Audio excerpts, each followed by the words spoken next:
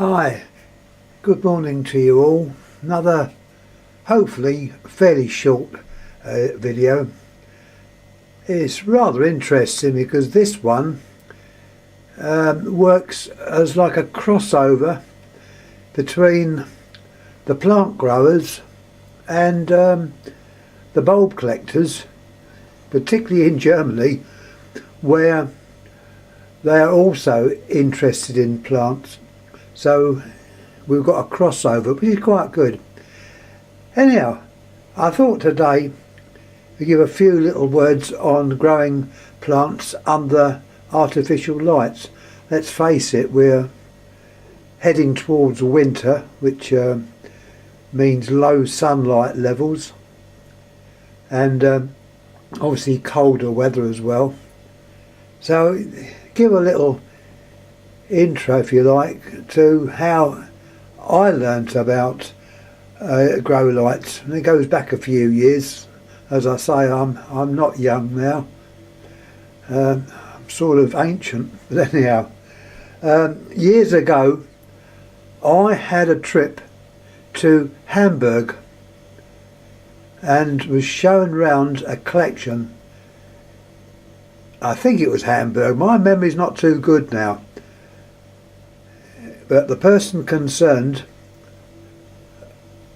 was in the university there, and I was shown around, particularly to one of the greenhouses. This a person who unfortunately is no longer with us. It's a great pity, but at the time she was very active in the genus Agyroderma. That's the translating silver skins. It's a species of mesem, and she had collected numerous specimens from South Africa and was obviously looking into them as to sort out species.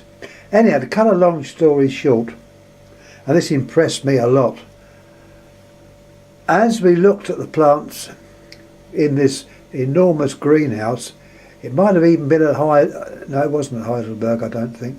Anyhow, it was one of the towns in Germany. Someone will correct me, hopefully.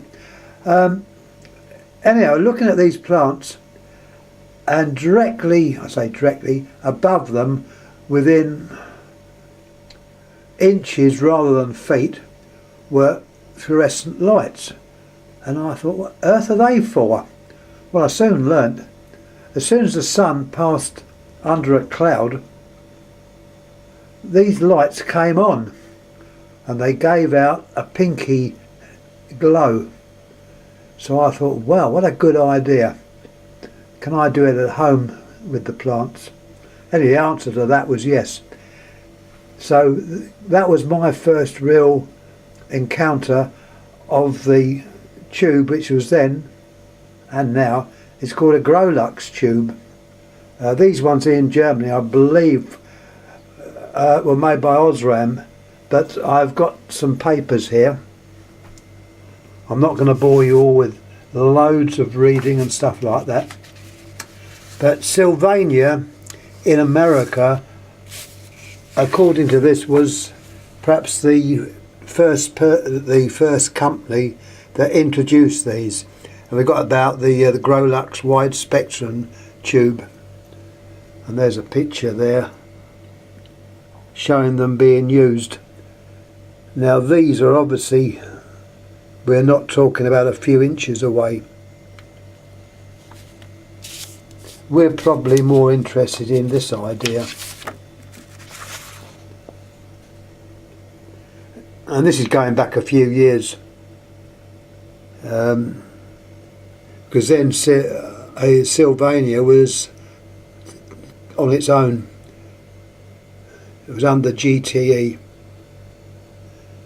General Telephone and Electrics, I believe that stands for. But now I believe they're under Osram. I think they go under the name of Sylvania Osram, or Osram Sylvania in the States. And you can still buy these tubes, which are now made by other manufacturers. Now this shows you in those days what they used to do. There was a nice setup there. We've also got somewhere in here, that's the actual diagram of the light and what part is used.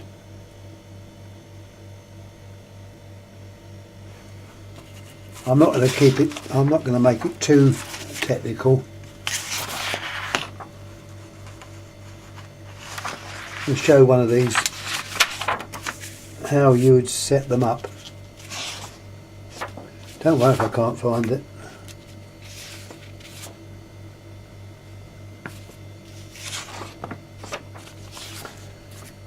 Here we tend to grow stuff in greenhouses. We could grow them indoors.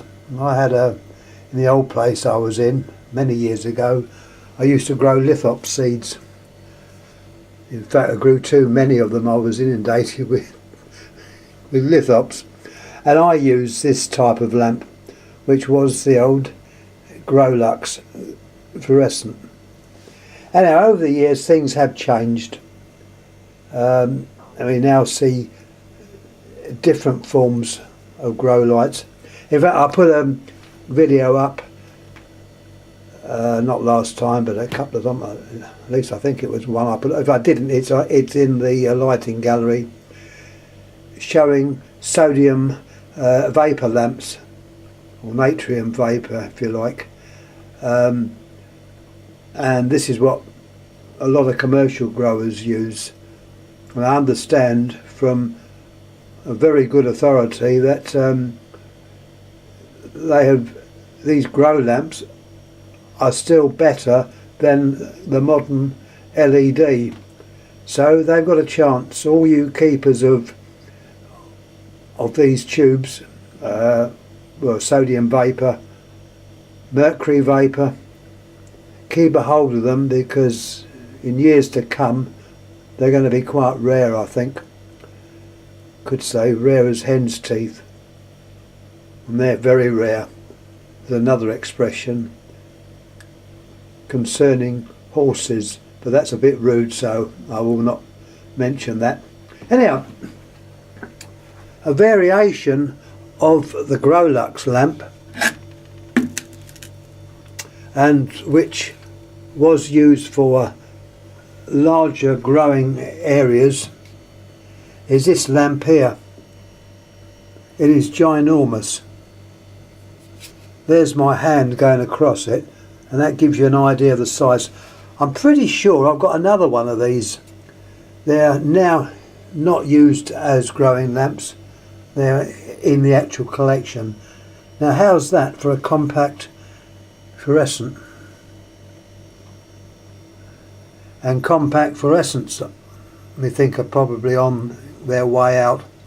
I understand from a good friend that IKEA no longer sells compacts. They've gone over to LED.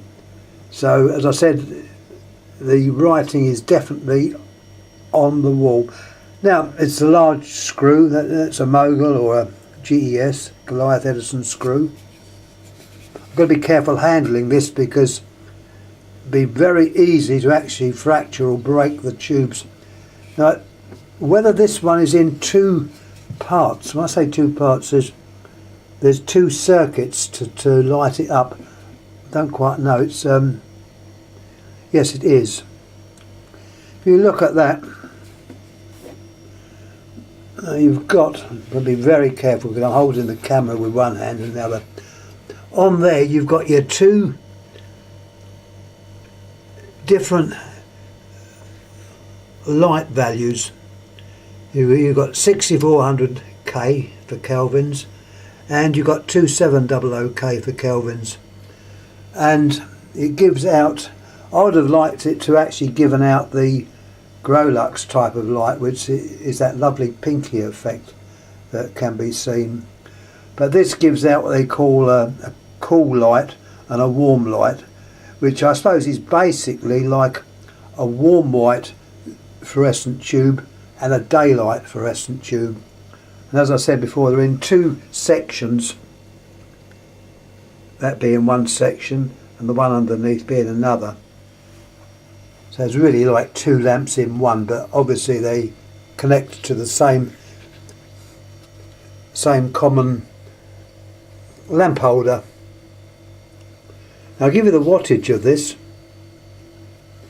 I don't know if that's the date on there. I've got a number there, 201101, which it could well be the actual date. I've had this quite a while now. As I say, it's one of my collection bulbs.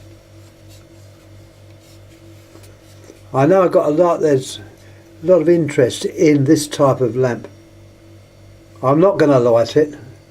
Sorry about that. There's the blurb. It's 160 watt. In other words, it is pretty bright. 240 volts. It's obviously self-ballasted, which is in there. Ballast is the, well, in this case it's probably electronic. It powers the lamp to work off of, in this case, 240 volts, 50-60 cycles or hertz. We use this voltage obviously in Europe. In America it would only be 110, 120, and in Japan they use 100 volts. And also, rather interesting, this probably is another reason why they show the two frequencies. Parts of Japan are on 50 cycles and other parts are on 60 cycles, which is quite unique, I think. Most of the world's on 50, America is on 60, Korea,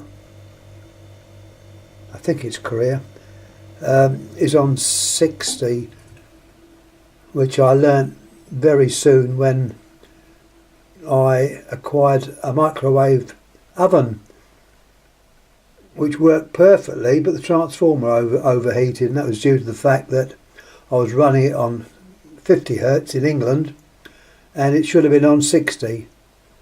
So the transformer changed, and I had it for quite a few years. I haven't got it now. It was a lovely job.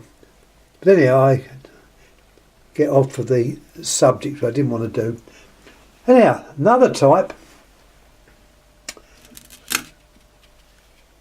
is this one here, which I can show a light. The main reason for not putting that biggie on, I don't have the size holder at the moment. I will look one out and then I'll probably be able to show these. Anyhow, this lamp I obtained from a shop in Germany many years ago. I don't think they were available over here, but they certainly were in Germany. It's a 20 watt compact fluorescent, and it's a Gro-lux light. Let me put it on, we can have a little look. And screw that in the holder. The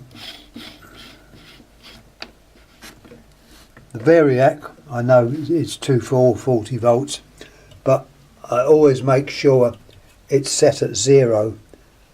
It wouldn't be the first time I've put a bulb in and it was set on the wrong voltage. It's striking now, so I put it on full voltage. There, that's just lighting up. Takes a few minutes to get to full brightness. As you can see, I'm hoping it's showing the colour it is. Don't know how close I can get to it. There we can see the spiral tube inside, and that is actually giving out the pinkish light, so the phosphor is within the tube. It's not a coloured screen, so it is a genuine Gro-lux type, and that was made by a company called Megaman. I've shown this one on the lighting gallery But of course with YouTube you can actually physically do things and show a bit clearer. What's interesting is the electronics in these. I unscrew it so it comes out. Anyway, in there is the ballast and the printed circuit. You've got transistors. I know it's not very clear because the glass, or not the glass, the plastic is not that clear, and all the blurb about it. We got the CE mark, some other data there as well, which I can show. Whether it'll turn out okay on the video, I don't know, but there's the lamp type. It's Megaman.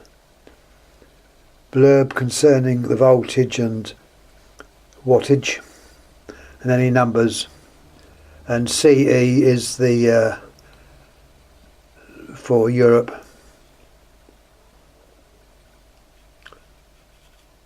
Now that was, I say, these type of lamps I used to use. I don't now. They're in the collection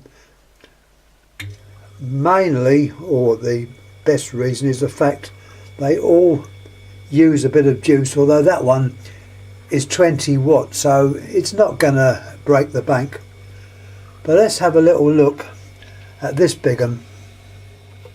This, I suppose, is bang up to date. Got an idea of the size there. There's my hand, and there's the front of it. And I'm not going to count them, but each one is an LED light generator. We'll put it on in a minute and show you what it looks like. So I say, all our lamp and bulb friends who are also interested in cacti, I've got a chance to grow them indoors in the basement. I know a lot of houses, particularly in Germany, and there's my phone ringing, so I'm going to have to answer the phone. Sorry about that. Hello? Oh.